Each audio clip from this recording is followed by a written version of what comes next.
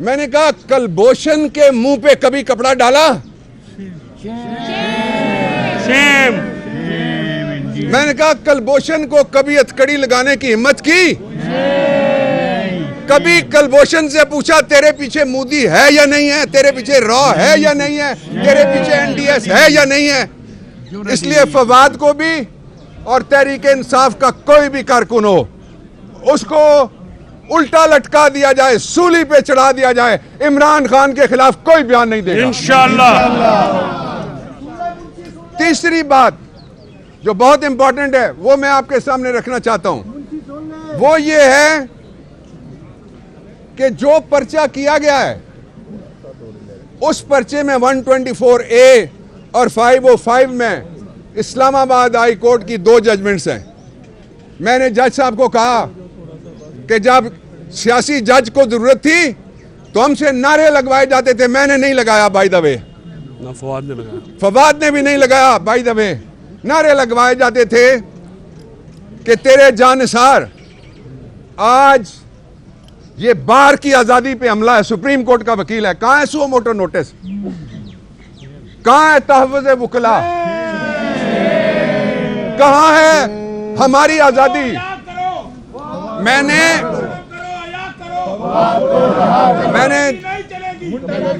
मैंने ये भी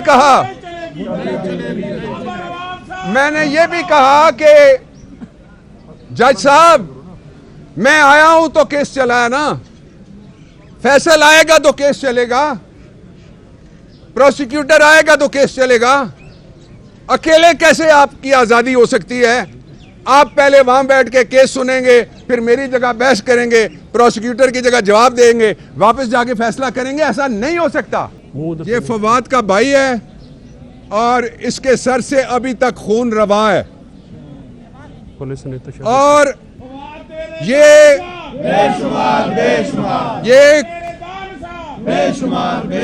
ये कस्टोडियल टॉर्चर हुआ है, कस्टोडियल कस्टडी में लेने के बाद इसको मारा है। और ये उसकी बेगम बैठी हुई है मेरे साथ, उसकी बेटियां आई हुई हैं। तो ये पाकिस्तान में मैसेज दिया जा रहा है, पैगाम दिया जा रहा है कि अगर इज्जत है तो सिर्फ उनकी जो हमसे तनख्वाह लेते हैं उनकी इज्जत है। हम जो तनख्वाह के लिए टैक्स देते हैं हमारी कोई इज्जत नहीं है।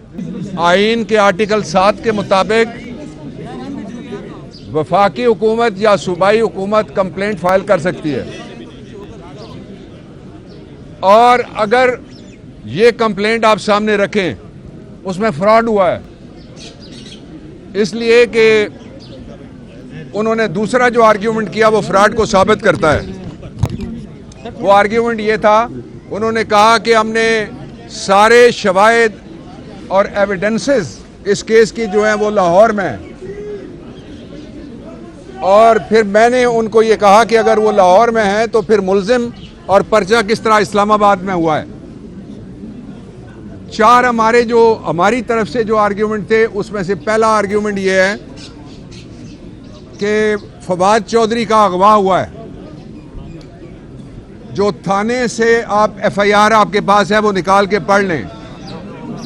एंटायर टाइम अगवा किया गया लाहौर से, उस वक्त तक जो FIR काटने वाला SHO है वो इस्लामाबाद में बैठा हुआ था।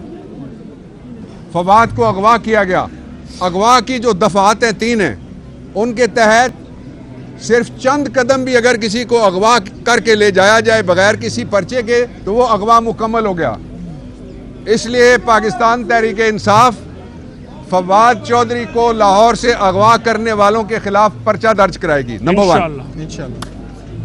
दूसरी बात, जो दफात हैं 124A जिसमें बगावत लगाई गई है, जो बगावत है उस बगावत में 124A और 505 ये 2 दफात हैं। उनमें लिखा हुआ है कि कौन से इदारे हैं जो पर्चा कर सकते हैं। आर्मी कंप्लेंट कर सकती है, एयरफोर्स कंप्लेंट कर सकती है और नेवी कंप्लेंट कर सकती है। ना ही कोई आर्मी की तरफ से कंप्लेंट आई है, ना एयरफोर्स की कंप्लेंट है, ना नेवी की कंप्लेंट है।